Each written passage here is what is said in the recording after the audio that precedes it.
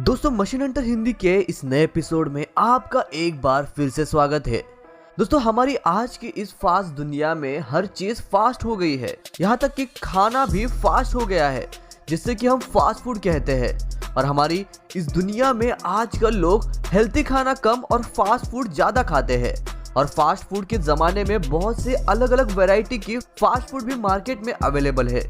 तो आज की वीडियो में हम आपको ऐसे कमाल के फास्ट फूड जैसे कि बर्गर, बेनस फिश, पैटी और फ्राइज जैसे स्नैक्स को फैक्ट्री में किस तरह से बनाया जाता है यह बताने वाले हैं। तो इसलिए आप इस वीडियो को अंत तक जरूर देखिएगा क्योंकि यह वीडियो बहुत ही ज्यादा मजेदार और इंटरेस्टिंग होने वाली है। लेकिन उससे पहले अगर अभी तक आपने हमारे चैनल को सब्सक्राइब नहीं किया है तो चैनल को सब्सक्राइब करके पास में दिए गए बेल आइकन को दबाकर ऑल का ऑप्शन जरूर सिलेक्ट कर ले। नंबर 1 पर आता है फ्राइज। अगर आप वेस्टर्न फास्ट फूड जैसे कि पिज्जा और बर्गर के शौकीन हैं तो आप फ्राइज के बारे में तो जानते ही होंगे। बर्गर और पिज्जा की तरह फ्राइज भी एक बहुत ही मशहूर स्नैक्स है और बहुत सारे लोग इसे अपने नाश्ते में खाना पसंद करते हैं। मगर दोस्तों क्या आप जानते हैं कि इन फ्राइज को तैयार कैसे किया जाता है? अगर नहीं तो वीडियो को पूरा देखिएगा क्योंकि हम आपको बताने वाले हैं कि फ्राइज को फैक्ट्री में कैसे तैयार किया जाता है। फ्राइज बनाने के लिए आलू की जरूरत पड़ती है और इन आलूओं को फैक्ट्री में इनके साइज के हिसाब से छांट कर आगे मशीन वॉश में भेजा जाता है जहां इनकी सफाई की जाती है। और सफाई के बाद मशीनों की मदद से आलू को छीला जाता है और उसके बाद एक जालीदार शार्प कटर से आलू को फ्राइज के रूप में काट दिया जाता है और उसके बाद उन्हें एक बड़ी सी कन्वेयर बेल्ट पर फैलाकर आगे भेज दिया जाता है जहां पर इनमें से खराब आलूओं को छांट कर निकाला जाता है। और इसके बाद इन्हें बैचेस में डिवाइड कर दिया जाता है और हर एक बैच को डेक्सट्रोज के साथ ट्रीट किया जाता है जो कि एक नेचुरल स्वीटनर होता है और इन्हीं की वजह से फ्राइज को फ्राई होने पर गोल्डन कलर की प्राप्ति होती है। और उसके बाद शिपिंग के वक्त फ्राइज का कलर बरकरार रहे इसलिए इन्हें सोडियम पायरोफॉस्फेट के साथ ट्रीट किया जाता है। और उसके बाद आलू की पतली पतली स्लाइसेस को तब तक फ्राई किया जाता है जब तक कि वह हाफ कुक यानी कि आधे पके हुए ना हो जाए। उसके बाद उन्हें फ्रोज किया जाता है और फिर इन्हें पैकेजिंग स्टेशन में पैकेजिंग के लिए भेज दिया जाता है। स्टेशन पर पैकेजिंग करने के बाद इसको रेस्टोरेंट में भेजा जाता है। वैसे तो इन फ्राइज की एक्सपायरी डेट 12 महीने तक की होती है मगर इनकी हाई डिमांड की वजह से इन्हें 12 महीने से बहुत जल्द ही कुक कर लिया जाता है। जैसा कि आपको हमने पहले बताया कि फ्राइज को फैक्ट्री में आधा ही पकाया जाता है यानी कि हाफ कुक किया जाता है, इसलिए रेस्टोरेंट में शेफ इन्हें तेल में डालकर पूरी तरह से पका लेते हैं और उसके बाद ही इन्हें कस्टमर के आगे परोसा जाता है। अब अगले नंबर पर आता है चिकन नगेट्स। चिकन के दीवानों के लिए चिकन नगेट्स एक बहुत ही बेहतरीन स्नैक्स है और यह बहुत ही तेजी हमारे देश में भी पॉपुलर हो रहा है। और हो भी क्यों ना, हमारे देश में चिकन खाने वालों की कमी थोड़ी ना है। तो आइए आपको दिखाते हैं कि फैक्ट्री में चिकन नगेट्स कैसे बनाए जाते हैं। चिकन नगेट्स बनाने के लिए सबसे पहले फैक्ट्री में चिकन को छीला जाता है और फिर उनके ब्रेस्ट यानी कि छाती से कार्केसेस यानी कि चर्बी को अलग कर दिया जाता है और उसके बाद इनकी सॉर्टिंग कर इन्हें साफ किया जाता है और फिर इस क्लीन मीट को एक मीट ग्राइंडर में डालकर इन्हें पीस लिया जाता है और फिर इसी वक्त इसमें मसाले भी मिला दिए जाते हैं। और इस प्रोसेस के दौरान ही चिकन और मसालों के मिक्सचर में चिकन स्किन भी मिलाई जाती है जो इन्हें और भी ज्यादा टेस्टी और सॉफ्ट बना देती है। इस प्रोसेस के बाद इस पूरे मिक्सचर को एक मशीन में डाला जाता है जो मिक्सचर को 4 अलग अलग शेप के नगेट्स में तब्दील कर देता है।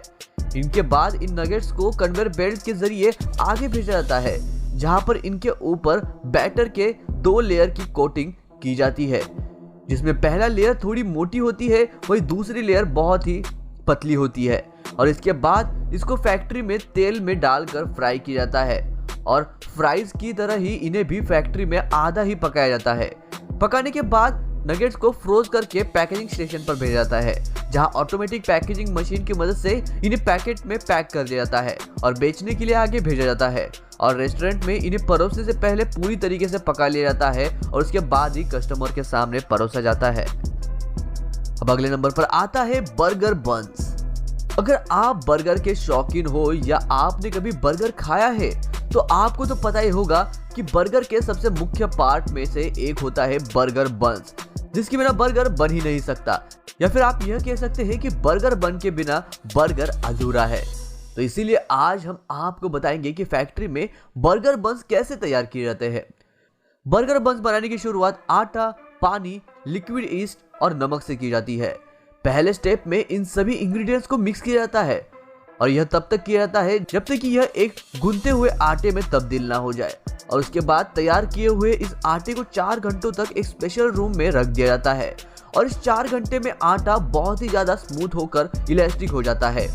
और 4 घंटे के बाद आटे को रूम से निकालकर उसमें दोबारा से नमक, शुगर और पैस्चराइजर डाले जाते हैं और फिर इस आटे को अलग अलग पोर्शन में डिवाइड कर दिया जाता है, जो बाद में आगे जाकर बन का रूप ले लेता है। खुशक आटे में डुबाया जाता है और इन्हें इस आटे में 3 मिनट तक रखा जाता है और उसके बाद एक कन्वेयर बेल्ट के जरिए इन्हें आगे भेजा जाता है, जहां पर 55 मिनट तक 104 डिग्री फ़ारेनहाइट पर रखा जाता है और 55 मिनट के बाद लगभग तैयार हो चुके बन्स को ओवन में डाला जाता है। ओवन में इन्हें 464 डिग्री पर 8 से 9 मिनट के लिए रखा जाता है और उसके बाद 27 मिनट तक ठंडा करने के लिए छोड़ दिया जाता है और इस तरह से बर्गर बन्स बनकर तैयार हो जाते हैं, जिसे पैकेजिंग स्टेशन में पैक करके मार्केट में बेचने के लिए भेजा जाता है। अब अगले नंबर पर आता है फिलेट ओ फिश। मैकडॉनल्ड सिर्फ अपने बर्गर के लिए ही नहीं बल्कि बाकी डिशेस के लिए भी काफी फेमस है, जैसे कि फ्राइज पैटीज और फिलेट ऑफ फिश, जिसे कि फिश पैटी भी कहा जाता है। और आज की वीडियो में हम आपको बताएंगे कि फैक्ट्री में मैकडॉनल्ड्स की फेमस फिश पैटी कैसे बनाई जाती है। इसमें सबसे पहले मछली को फैक्ट्री में एक रेगुलेटर बॉक्स में लाया जाता है और आपको बता दें कि यह मछली पहले से ही प्रोसेस्ड होती है। फैक्ट्री में लाने के बाद हर एक ब्लॉक को 150 पोर्शन में काटा जाता है और फिर एक कन्वेयर बेल्ट पर रखकर इन्हें आगे भेजा जाता है, जहां सबसे पहले इनके ऊपर बटर की लेयर चढ़ाई जाती है और उसके बाद इनके ऊपर ब्रेडिंग की लेयर चढ़ाकर फ्रोज करने के लिए भेजा जाता है और फ्रोज करने के बाद इन्हें पैक करके रेस्टोरेंट में भेज दिया जाता है। और हम आपको बता दें कि इस फिश पैटी को तैयार करने के लिए सिर्फ 8 मिनट 8 सेकंड का ही वक्त लगता है, जो कि वाकई में काबिले तारीफ है। अब अगले नंबर पर आता है पोमोग्रेनेट जूस मशीन। अनार से अनार के दाने निकालना एक बहुत ही मुश्किल भरा काम होता है और अगर अनार का जूस निकालना हो और वह भी बहुत बड़े पैमाने पर, तो यह मुश्किल काम और भी ज्यादा मुश्किल हो जाता है। लेकिन अब जो मशीन हम आपको दिखाने वाले हैं उसकी मदद से हर मुश्किल काम को बहुत ही आसानी से किया जा सकता है। यह मशीन सबसे पहले वाटर बबल्स तकनीक का इस्तेमाल करके सभी अनार को अच्छे से धो लेती है और फिर अनारों को मशीन के दूसरे हिस्से में भेजा जाता है, जहां मशीन सभी अनार को इक्वल पार्ट्स में काट लेती है और फिर मशीन में लगे कन्वेयर बेल्ट की मदद से इन्हें मशीन के दूसरे हिस्से में लाया जाता है, जहां पर मशीन अनार के छिलके और दानों को अलग कर देती है और फिर यह मशीन अनार के दानों को पीस कर उनका जूस निकाल लेती है। यह मशीन सिर्फ अनार का जूस ही नहीं निकालती बल्कि उसे छानती भी है और हम आपको बता दें यह मशीन अपना काम इतनी तेजी से करती है कि एक दिन में 20 से 30 हजार लीटर अनार जूस आसानी से निकाला जा सकता है। अब आखिरी नंबर पर आता है पोटैटो चिप्स मशीन। दोस्तों, पोटैटो चिप्स एक ऐसी चीज है जो दुनिया का हर इंसान खाना पसंद करता है और यह बहुत ही ज्यादा लोकप्रिय है। इसके लोकप्रिय होने के 2 कारण है। पहला यह कि यह बहुत ही ज्यादा टेस्टी होता है और दूसरा ये कि ये रीजनेबल प्राइसेस पर भी मिलता है। और अगर आप जानना चाहते हैं कि पोटैटो चिप्स कैसे बनते हैं तो आपको इन मशीनों को एक बार जरूर देखना चाहिए। पोटैटो पिलर जी में आप 10 किलो तक बिना छीले आलू को डाल सकते हैं। इस मशीन में 0.5 HP का इंजन लगा होता है, जिसकी वजह से यह मशीन 10 किलो आलू को केवल 3 मिनट में ही छीलकर अलग कर देती है।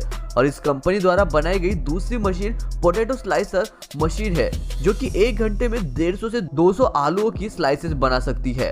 यह मशीन भारी होती है और इसका वजन तकरीबन 50 kg तक का होता है और इसमें भी 0.5 HP का इंजन लगा होता है। और आखिर में जो मशीन है वह है ड्रायर, जिसकी वजह से आप आलू को फ्राई करने से पहले इस मशीन में डालकर आलू के अंदर मौजूद नमी को निकाल सकते हैं। दोस्तों, आपको ये वीडियो कैसा लगा ये हमें कमेंट करके जरूर बताइएगा। आपको सबसे अच्छा पार्ट कौन सा लगा ये हमें बताना मत भूलिएगा। मैं मिलता हूँ आपको ऐसी और एक अमेजिंग वीडियो के साथ, तब तक के लिए नमस्कार।